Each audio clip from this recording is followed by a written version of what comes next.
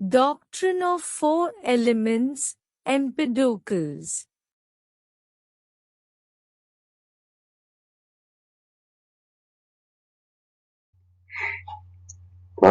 Honours প্রথম বর্ষের প্রিয় শিক্ষার্থীরা, আজকে তোমাদের পাশ্চাত্য দর্শনের ইতিহাস, প্রাচীন ও মধ্যযুগ কোর্সে প্রাচীন যুগের দার্শনিক এমপিডোক্লিসের দর্শন নিয়ে আমরা আলোচনা করব।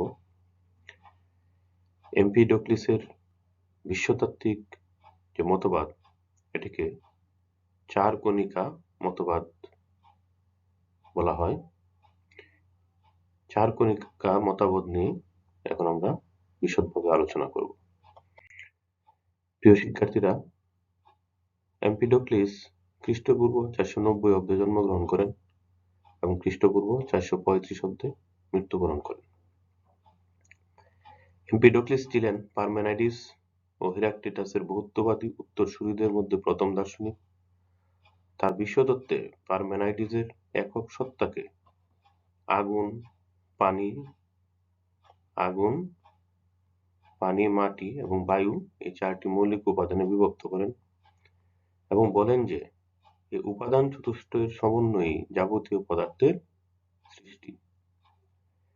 এসব উপকরণের প্রত্যেকটি অসৃষ্ট, অবিনশ্বর, সরল, সমসাত্ত্বিক এবং পরিবর্তন রহিত। তিনি এসব উপকরণকে মূল বলে অভিহিত করেন, কেননা তার মতে এদের সমবায়ই পৃথিবীর সব পদার্থের সৃষ্টি। প্রিয় শিক্ষার্থীরা, আমরা জানি যে প্রাচীন যুগের দার্শনিক তেলিস থেকে শুরু করে এমপিডোক্লিসের পূর্ব পর্যন্ত যে কয়জন দার্শনিকের দর্শন আমরা আলোচনা করেছি, তারা প্রত্যেকেই বিশ্বজগতের আদি উপাদান হিসাবে একটি মাত্র উপাদানের কথা বলেছেন।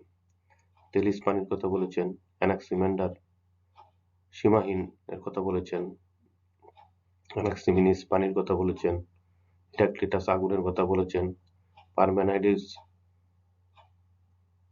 সত্তার কথা বলেছেন, পিথাগোরাস সংখ্যার কথা বলেছেন।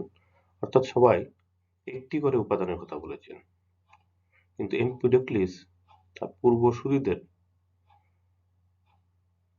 মতের বাইরে এসে উনি এই বিশ্বজগতের আদি উপাদান হিসাবে চারটি উপাদানের কথা বলেন। একটা হলো আগুন, পানি, মাটি এবং বায়ু।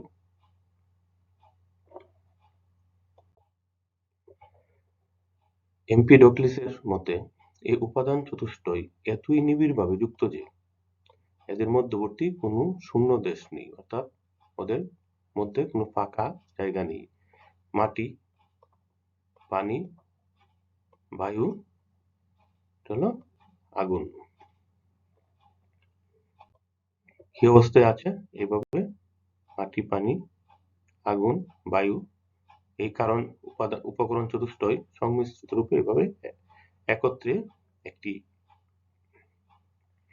পিণ্ডের মতো এভাবে আছে।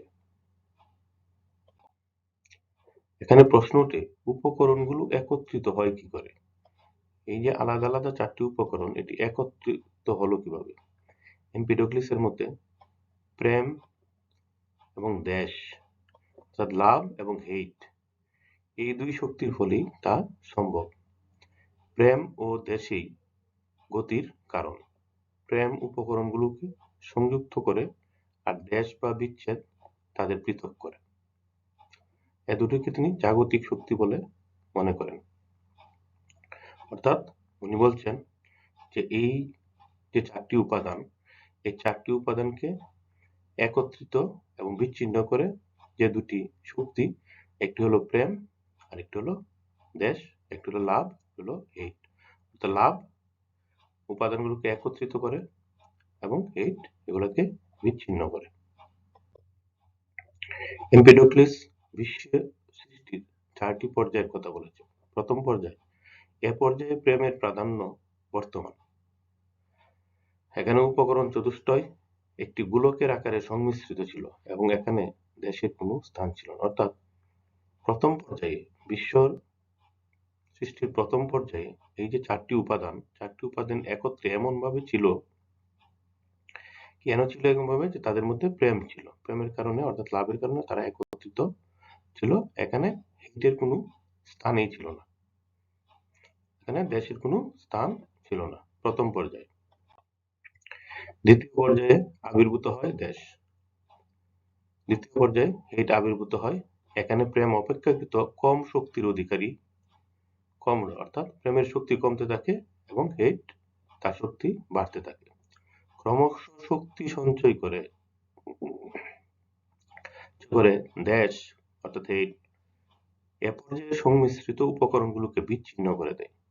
সে কি করে? ক্রমশ প্রেম যে উপকরণগুলোকে একত্রিত করে রাখছিল, হেইট সে শক্তি সঞ্চয় করে উপকরণগুলোকে বিচ্ছিন্ন করে দেয়।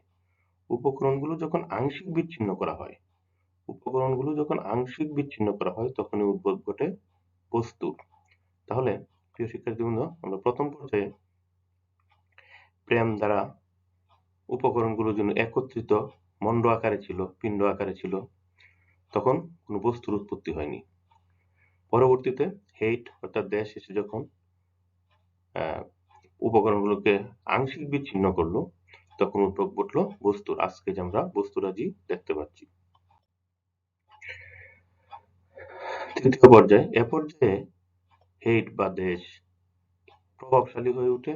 এখানে উপাদান চতুষ্টয় সম্পূর্ণরূপে বিচ্ছিন্ন হয়, অর্থাৎ হেইট এত বেশি শক্তিশালী হয় যে সব 4টি উপাদানকেই এগুলো কি একবারে বিচ্ছিন্ন করে ফেলে। বিচ্ছিন্ন করার ফলে কি হয়? সৃষ্টিতে বিপর্যয় দেখা দেয়। তখন আর বস্তু থাকে না, বস্তুর ধ্বংস হয়ে যায়, বস্তুর মধ্যে বিপর্যয় ঘটে। চতুর্থ পর্যায়ে এখানে প্রেম পুনরায় শক্তিশালী হয়ে ওঠে, পুনরায় প্রেম শক্তিশালী হয়ে ওঠে এবং পুনরায় উপকরণগুলোকে একত্রিত করে। এভাবে প্রেমের প্রভাবে মিলন, অর্থাৎ প্রেমের প্রভাবে মিলন এবং দেশের প্রভাবে বিরহ, মিলন এবং বিরহ এই প্রক্রিয়া চক্রাকারে চলতে থাকে। অর্থাৎ একটি বাড়লে একটি কমে, আবার ওইটি বাড়লে পরেরটি কমে যায়। অর্থাৎ প্রেম বাড়লে দেশ বা হেইট কমে, হেইট বাড়লে প্রেম কমে যায়। অর্থাৎ প্রেমের প্রভাবে মিলন এবং দেশের প্রভাবে বিরহ এই প্রক্রিয়া চক্রাকারে চলতে থাকে। সম্পূর্ণ মিলন এবং সম্পূর্ণ বিরহ এই দুই চরম অবস্থার কোনটিতেই বস্তুর অস্তিত্ব থাকে না। এখানে বলছেন যে যখন প্রেমের শক্তি বেশি হয়ে যায়, একচ্ছত্র হয়ে যায়, তাহলে এই 4টা উপকরণ সম্পূর্ণভাবে মিলিত হয়, তখনও বস্তুর কোনো অস্তিত্ব থাকে না। আবার হেইট বা দেশ যখন বেশি শক্তিশালী হয়ে যায়, একচ্ছত্র শক্তির অধিপতি হয়ে যায়, তখন 4টি উপকরণ এমনভাবে বিচ্ছিন্ন হয়ে আলাদা হয়ে যায় যে সেখানেও বস্তুর কোনো অস্তিত্ব থাকে না। তাইলে প্রেম এবং দেশের একচ্ছত্র আধিপত্য যখন হয়ে যায়, তখন কোনো অবস্থাতেই বস্তুর অস্তিত্ব থাকে না। বস্তুর অস্তিত্ব কখন থাকবে? যখন আংশিক সংমিশ্রণ, অর্থাৎ আংশিক প্রেম থাকবে, আংশিক দেশ থাকবে। আংশিক সংমিশ্রণ এবং আংশিক বিচ্ছেদের পর্যায়ে বস্তুর অস্তিত্ব সম্ভব। মণ্ডল থেকে, অর্থাৎ এই যে 4টি উপকরণের যে একটি মণ্ডল, এই মণ্ডল থেকে বর্তমান জগতের গঠনের সময় প্রথমে বায়ু সেখান থেকে বের হয়ে আসে, তারপর আগুন এবং শেষে মাটি বের হয়। অর্থাৎ এই 4টি উপাদানের যে মণ্ডটি থাকে, এই মণ্ড থেকে প্রথমে বের হয়ে আসছে কে? বায়ু, তারপরে আগুন, শেষে বের হয় মাটি। পৃথিবীর প্রবল বেগে ঘূর্ণনের ফলে, এই যে আমাদের পৃথিবী, এর প্রবল বেগে ঘূর্ণনের ফলে তা থেকে পানি নিঃশেষিত হয়। তা থেকে পানি কি হয়? নিঃশেষিত হয়। আকাশের 2টি অংশ, একটি অংশ অগ্নি যা হলো দিন, আর একটি অংশ অন্ধকার যার মধ্যে অগ্নি বিক্ষিপ্ত অবস্থায় থাকে। অগ্নি যখন থাকে না তখন সেটা হলো অন্ধকার এবং তা হলো রাত।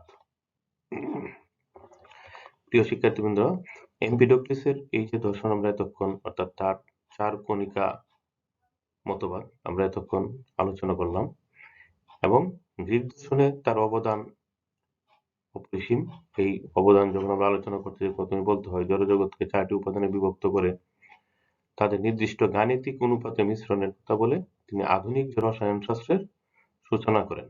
রসায়ন শাস্ত্রের সূচনা করেন কে? এমপিডোক্লিস। ধন্যবাদ সবাইকে।